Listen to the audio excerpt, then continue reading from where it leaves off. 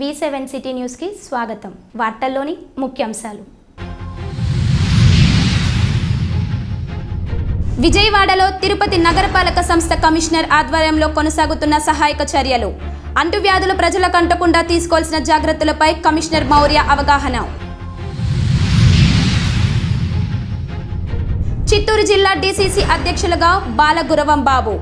2029లో Congress party అధికారంలోకి రావడానికి శక్తి వంచన లేకుండా కృషి చేస్తాం.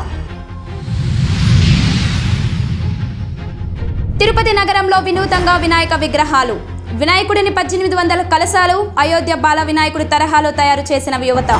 ఆదివారం ఉదయం 9 గంటల నుంచి 10 గంటల వరకు స్వాతి నక్షత్ర యుక్త శుభతుల లగ్నం నందు ధ్వజారోహణం నిర్వహించారు.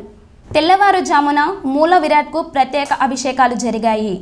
సిద్ధి బుద్ధి వినాయక ఉత్సవ మూర్తులకు ప్రత్యేక అభిషేకాలు పూజలు చేసి వేద పండితులతో వేదోచరణ మంగళ వాయిద్యాల మధ్య ధ్వజస్తంభమునకు పాలు పెరుగు తేనె నెయ్యి సుగంధ ద్రవ్యాలతో ప్రత్యేక అభిషేక పూజలు నిర్వహించారు. అనంతరం మూషిక చిత్రపటాన్ని శాశ్వతముగా ధ్వజస్తంభముపై భాగముగా కట్టి ముక్కోటి దేవతలకు బ్రహ్మోత్సవాలకు ఆహ్వానం పలికనున్న అర్చకులు. కాణిపాకం బ్రహ్మోత్సవాలు మొదటి రోజు రాత్రి 9 గంటలకు సిద్ధి బుద్ధి వినాయకుడు హంసవాహనంపై కాణిపాక పురవీధుల్లో విహరించనున్నారు.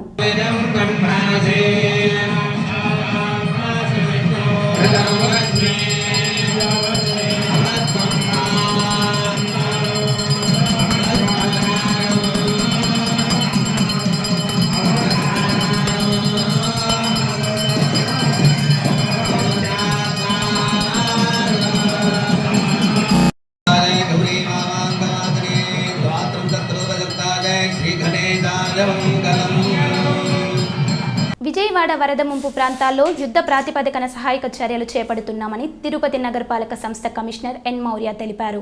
విజయవాడను వరద ముంచెత్తిన విషయం విదితమే. ఈ నేపథ్యంలో అక్కడ సహాయక చర్యలు చేపట్టేందుకు బుధవారం రాత్రి కమిషనర్ ఆధ్వర్యంలో 80 మంది పారిశుద్ధ్య కార్మికులు, ఇంజనీరింగ్, హెల్త్ అధికారులు విజయవాడకు వెళ్లారు.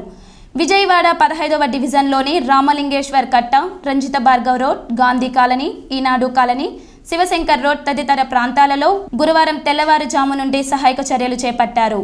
ఆదివారం నుండి కాలువల్లో పేరుకుపోయిన బురద, చెత్త తొలగింపు, ఎక్కడికక్కడ ఆగిపోయిన వర్షపు నీటిని తొలగిస్తున్నారు. అంటువ్యాధులు ప్రబలకుండా అన్ని ప్రాంతాలలోనూ బ్లీచింగ్ చల్లి ఫార్మింగ్ చేయిస్తున్నారు. శని ఆదివారాలలో జోరు వర్షం కురుస్తున్నా సిబ్బంది పనులు చేశారు.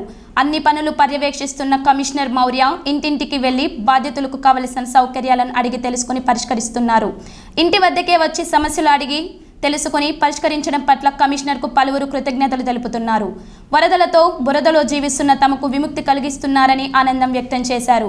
అంటువ్యాధుల ప్రబలకుండా తీసుకోవాల్సిన జాగ్రత్తలపై కమిషనర్ మౌర్య నేతృత్వంలో ప్రతి ఒక్కరికి అవగాహన కల్పిస్తున్నారు. ఈ సహాయ చర్యల్లో మున్సిపల్ ఇంజనీర్లు చంద్రశేఖర్, వెంకటరామిరెడ్డి, ఆరోగ్య శాఖ అధికారి డాక్టర్ యువ అన్వేష్, శానిటరీ సూపర్వైజర్ చెంచయ్య తదితరులు ఉన్నారు. తిరుపతి జిల్లా కాంగ్రెస్ కమిటీ జిల్లా అధ్యక్షులుగా బాలగురవం బాబును జాతీయ కాంగ్రెస్ పార్టీ నియామకం చేసినట్లు ఆయన తెలిపారు. తిరుపతి ప్రెస్ క్లబ్లో ఆదివారం ఏర్పాటు చేసిన మీడియా సమావేశంలో ఆయన మాట్లాడుతూ తనకు ఈ పదవిని ఇచ్చినందుకు కాంగ్రెస్ పార్టీ అధిష్టానానికి కృతజ్ఞతలు తెలియజేశారు.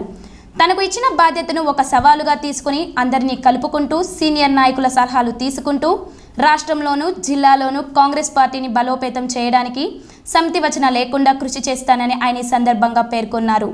దేశవ్యాప్తంగా జరిగిన నూతన సభ్యుల ఎన్నికను కులాలకు అతీతంగా నిష్పక్షపాతంగా పూరించడం జరిగిందన్నారు. 2029లో రాష్ట్రంలో కాంగ్రెస్ పార్టీ అధికారంలో రావడానికి వైఎస్ షర్మిలారెడ్డి రాష్ట్ర ముఖ్యమంత్రులుగా, రాహుల్ గాంధీ దేశ ప్రధానిగాను అయ్యేందుకు కాంగ్రెస్ పార్టీ నాయకులంతా కలిసికట్టుగా పనిచేస్తామని ఆయన ఈ సందర్భంగా తెలిపారు. కాంగ్రెస్ పార్టీ దేశంలో అధికారంలోకి రాగానే రాష్ట్రానికి ప్రత్యేక హోదా ఇచ్చేందుకు రాహుల్ గాంధీ సుముఖంగా ఉన్నారని ఆయన చెప్పారు. కాంగ్రెస్ పార్టీ పేదల పార్టీ అని, పేదల సంక్షేమం కొరకు అనేక సంక్షేమ కార్యక్రమాలు గతంలో చేపట్టినట్లు ఆయన తెలిపారు. కాంగ్రెస్ పార్టీ అధికారంలోకి రాగానే మరిన్ని సంక్షేమ పథకాలతో పాటు రాష్ట్ర ప్రజల అభివృద్ధిని సస్యశ్యామలం చేస్తుందని ఆయన ఆశాభావం వ్యక్తం చేశారు. ఈ విలేకరుల సమావేశంలో కాంగ్రెస్ పార్టీ నాయకులు చిరంజీవి, ఇతర నాయకులు పాల్గొన్నారు.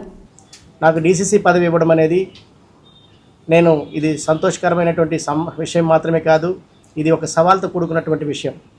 2029 సంవత్సరంలో కాంగ్రెస్ పార్టీని అధికారంలోకి రాహుల్ గాంధీని ప్రధానమంత్రిని చేయడమే ముఖ్య ఉద్దేశం. అది మాత్రమే కాదు, రాష్ట్రంలో అధికారంలోకి తీసుకురొచ్చి మా షర్మిలక్క గారిని ముఖ్యమంత్రిని చేయడమే మాకు ముఖ్య లక్ష్యంగా పెట్టుకొని ఈరోజు రాష్ట్రం మాత్రమే కాదు ఢిల్లీ దాకా ప్రతి ఒక్క రాష్ట్రంలో కూడా అందరికీ యువకులకి స్త్రీలకి కులాలకి అతీతంగా అందరికీ కూడా సమాన నిష్పత్తిలో అందరికీ కూడా అవకాశాలు కల్పించడం జరిగింది. మరి ముఖ్యంగా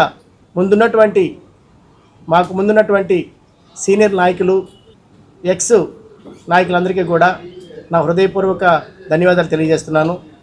పెద్దలు గౌరవనీయులు అందరికీ మా యొక్క కొత్తగా ఎన్నికైనటువంటి జాతీయ స్థాయిలో నుంచి జిల్లా స్థాయి వరకు ఎన్నికైనటువంటి నా యొక్క శ్రేయోభిలాషులు మిత్రులు పార్టీ నాయకులుగా ఎంతో కష్టపడి పార్టీని అభివృద్ధిలో తీసుకురావాలనే ఉద్దేశంతో కష్టపడేటటువంటి ప్రతి ఒక్కరికి కూడా ఇప్పుడు అవకాశం కల్పించినటువంటి ప్రతి ఒక్కరికి కూడా శుభాకాంక్షలు తెలియజేస్తా ఉన్నాను.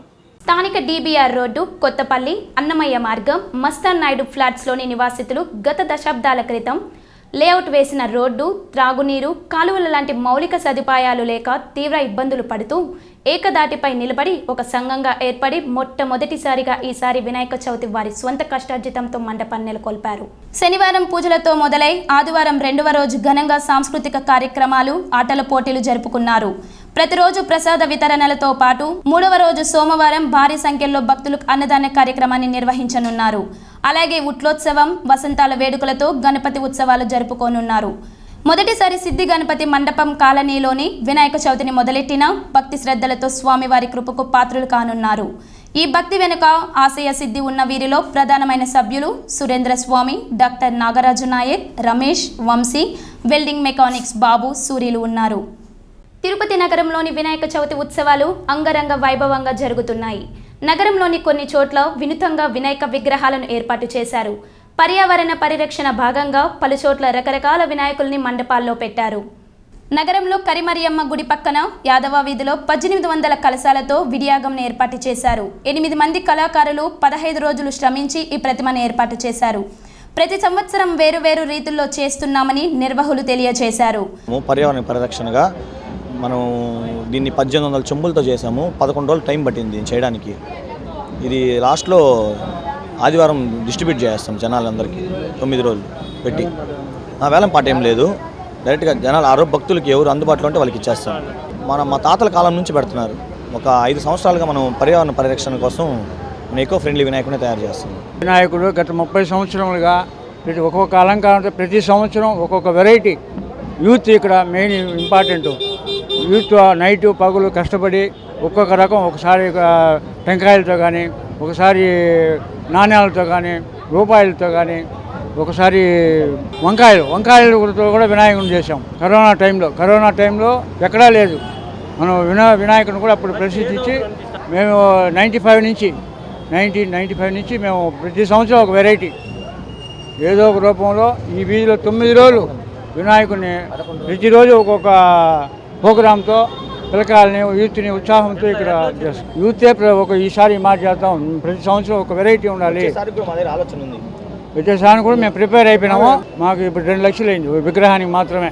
తయారు చేసిన దానికి కాకుండా, లేబర్ కాకుండా ఓన్లీ ఐటమ్స్, ఈ సొమ్ములు, నాణ్యాలు భక్తులకి ఫ్రీగా ఇస్తాం. ప్రతి ఒక్కటి మేమేం డబ్బులు తీసుకోం. ఏ సంవత్సరం కూడా ఏది పెట్టినా కూడా నాణ్యాలు కూడా ఫ్రీగా ఇచ్చేసాం. కోటకొమ్మల వీధిలో ఎలక్కాయలతో 12 కిలోలు ఉపయోగించి మట్టి విగ్రహాన్ని ఏర్పాటు చేశారు. యువత పర్యావరణ పరిరక్షణ కోసం సపోర్ట్ చేసేలా ఇలాంటి విగ్రహాలు చేయాలని పిలుపునిచ్చారు. ఒక దగ్గర ఇప్పుడు 15 ఏళ్ళుగా మేము వినాయక చవితి ఉత్సవాలు చేస్తున్నాము. ఈ వినాయక చవితి ఉత్సవాల్లో భాగంగా మట్టి వినాయకుడిని ఈసారి బెంగళూరు నుంచి దగ్గర 7 సంవత్సరాలకు తెస్తాము. పసుపు కొమ్ముల వినాయకుడిని పెట్టినాము. పోయిన సంవత్సరము డ్రై ఫ్రూట్స్ వినాయకుడిని పెట్టినాము. ఈసారి యాలకలు, ఇలాచి, దాంతోపాటు నెమలికలు, పర్యావరణ సంబంధించి దాని తగ్గట్టు ఈసారి మేము మట్టి వినాయకుడిని మా దగ్గర రెడీ చేయించి ఇక్కడ వినాయకుడిని 5 రోజుల పాటు పెట్టడము, రేపు అన్నప్రసాదము పంచడం జరుగుతుంది. ఎల్లుండు అన్నదాన కార్యక్రమము, 5వ రోజు నిమజ్జన కార్యక్రమం జరుగుతుంది. దీన్ని ప్రతి ఒక్కరూ భక్తులు తెలియజేయడం జరుగుతున్నది. ఈ వినాయకుడిని 1 రోజుల పాటు 5 మంది చేశారు. 5 మంది వాళ్ళు హిందీ వాళ్ళని పెట్టినాము. వాళ్ళు హిందీ వాళ్ళు రాత్రి పగుల్లో వాళ్ళు చేశారు. 12 కిలోలు ఇలాచి ఏలక్కాయలు అయింది. ఈ నెమలికలు 500 లీకలు విగ్రహం వరకు 1,10,000 అయింది. మరి ముఖ్యంగా తిరుచానూరులో నేతాజీ నగర్లో అయోధ్య బాలరాముడు అవతారంతో వినాయకుడి ప్రతీక ఆకర్షణగా ఏర్పాటు చేశారు. ప్రతిసారి మామూలు విగ్రహాలు పెట్టే కంటే ఇలాంటి మట్టి వినాయకుడిని పెడితే పర్యావరణాన్ని కాపాడుకున్నట్టు భక్తిభావం పెంపొందేలా ఉంటుందని ఈ సంవత్సరం నుంచి ప్రారంభించామని వాసు కిరణ్లు తెలిపారు. ఈ ఏడాది ప్రారంభమైన అయోధ్య బాలరాముడిని తరహాలో వినాయకుడిని ఏర్పాటు చేసి అదేవిధంగా సెట్ వేసి ఏర్పాటు చేశామని, ఈ విగ్రహాన్ని భక్తులు చాలామంది దర్శించుకుంటా ఉన్నారని తెలిపారు. బాల అయోధ్య గణపతి ప్రతిష్ట సభ్యుల నుంచి వినాయక చవితి శుభాకాంక్షలు తెలియజేస్తున్నామండి. మేము ఈ బాల అయోధ్య గణపతి చేయడానికి ముఖ్య కారణము, మన అయోధ్యలో రాముల వారిని నెలకొల్పిన రోజు నుంచి మనం ఒక వినాయకుడిని తయారు చేయాలి అనే ఒక కాన్సెప్ట్ మా టీంకి రావడం, దాన్ని ఎలా చేయాలా అనేసి అని చెప్పి మేము చాలామందితో దాని గురించి మాట్లాడి చర్చించి ఎలా చేస్తే ఆ ఫీల్ వస్తుందని చెప్పేసి మేము దాదాపు 2-3 నెలలుగా బాగా కష్టపడి ఈ కార్యక్రమాన్ని చేసామండి. దీనికి ఎంటైర్ టీం బాగా కష్టపడింది. మా టీం, ఈ టీంలో ప్రతి ఒక్కరూ బాగా కష్టపడారు. దీని గురించి మాకు ఫైనాన్షియల్గా కూడా కొంచెం మంది హెల్ప్ చేశారు బాగా. ఈ హెల్ప్ చేయడం వల్ల మేము ఇంత సక్సెస్ అయ్యాము. రెండవది వచ్చి ఈ అయోధ్య మన అనేది చాలా దూరమైన ప్రాంతం. ఈ అయోధ్యలోకి పోలేని వారు అయోధ్య రాముడు ఎలా ఉంటారు అనే ఒక కాన్సెప్ట్తో మనం దీన్ని తయారు చేసామండి. స్వామివారు 9 రోజుల వరకు ఉంటారు. ఆదివారం 19వ తేదీ నిమజ్జన కార్యక్రమం ఉంటుంది. ఈ 9 రోజులు భక్తులకి దర్శనం కోసం మేము 9 రోజులు ఏర్పాట్లు చేస్తున్నామండి.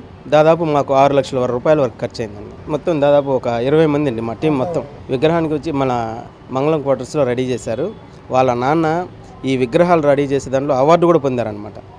ఆయన ఇటువంటి అంటే మనకు ఒక డిఫరెంట్ కాన్సెప్ట్ విగ్రహాలు తయారు చేసే దాంట్లో ఆ రాము అనే అతని వ్యక్తి మనకు విగ్రహం తయారు చేసేదానికి బాగా సహకరించారు. సత్యవేడులో లైంగిక వేధింపుల ఆరోపణలు ఎదుర్కొంటున్న సత్యవేడు ఎమ్మెల్యే ఆదిమూలంకు మద్దతుగా నియోజకవర్గంలోని 7 మండలాల నుండి దళిత నాయకులు సంఘాల ఆధ్వర్యంలో భారీ ర్యాలీ చేపట్టి అంబేద్కర్ విగ్రహం వద్ద నిరసన కార్యక్రమం చేపట్టారు.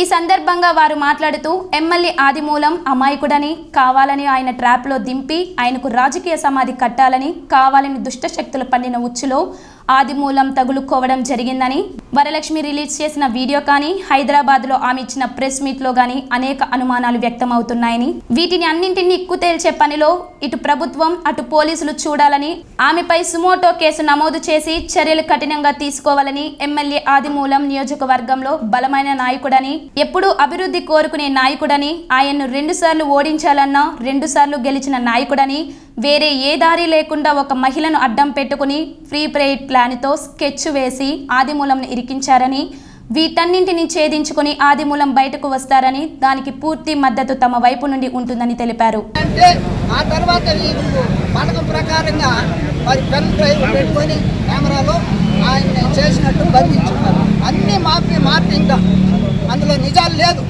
ఎలాంటి పరీక్షకైనా సిద్ధం అనేసి ఎమ్మెల్యే గారు కూడా చెప్తున్నారు. మేము కూడా అదే డిమాండ్ చేస్తున్నాం. ఆయన దళితుడు అన్న ఎన్నో మంది చేశారు, ఎంతమంది చేయలేదు. గత సంవత్సరాల్లో మనం చూసినట్లయితే 5 ఏళ్ళు ఎంత పెద్ద నాయకులు మనకు తెలుసు, అన్ని పత్రికల్లో వచ్చినాయి. అని ఈయన్ని మేము రెడీగా ఉన్నాం. దళితులందరూ కలిసి కట్టుగా కూడా ఆయన ఏ పరీక్షకైనా సిద్ధం. అదేవిధంగా ఆమెను మరి మెడికల్ టెస్ట్ పంపిస్తే ఆమె నిరాకరించి వచ్చేసింది. ఇది కూడా మనం అందరూ చూసాం. ఇదే మహిళ ఇదే దారిలో ఈ బొమ్మ మీదనే పైన నిలబడి ఆదిమను వద్దు ఇయాలను బుద్ధు ఆనాడు నువ్వు చెప్పలేదా? నీకు తెలవదా? నువ్వే చెప్పింది. నువ్వు నీ మీద కుట్ర పెట్టుకున్నావు. నిన్ను ఆడిపించుతున్నారు. నిన్ను ఆడిపి బొమ్మను నీ యొక్క చరిత్ర మాకు తెలుసండి. మండలంలో నాకు రాయిపేటకు ఒక 10 కిలోమీటర్ల దూరం. నువ్వు ఎప్పుడు వచ్చావు పార్టీకి? నిన్ను ఎవరు దొరుకుని వచ్చారు పార్టీకి? నువ్వు ఎప్పుడు మహిళా అధ్యక్షురాలు? నువ్వు ఏంటి నీ ప్రయత్నం? అయితే నీవు ఏమి లేని పెట్టావు. అందువలన నీకు పెన్ను కొనుక్కున్న సోమతి 5 లక్షల రూపాయల సోమతి ఎవరిచ్చాడండి? యా నాయకుడు ఇచ్చాడు నీకు? మరొకసారి ముఖ్యాంశాలు. విజయవాడలో తిరుపతి నగరపాలక సంస్థ కమిషనర్ ఆధ్వర్యంలో కొనసాగుతున్న సహాయక చర్యలు. అంటువ్యాధులు ప్రజలకు అంటకుండా తీసుకోవాల్సిన జాగ్రత్తలపై కమిషనర్ మౌర్య అవగాహన. చిత్తూరు జిల్లా డీసీసీ అధ్యక్షులుగా బాలగురవం బాబు. 2029లో కాంగ్రెస్ పార్టీ అధికారంలోకి రావడానికి శక్తి వంచన లేకుండా కృషి చేస్తాం. తిరుపతి నగరంలో వినూతంగా వినాయక విగ్రహాలు. వినాయకుడిని 1800 కలశాలు అయోధ్య బాల వినాయకుడి తరహాలో తయారు చేసిన యువత.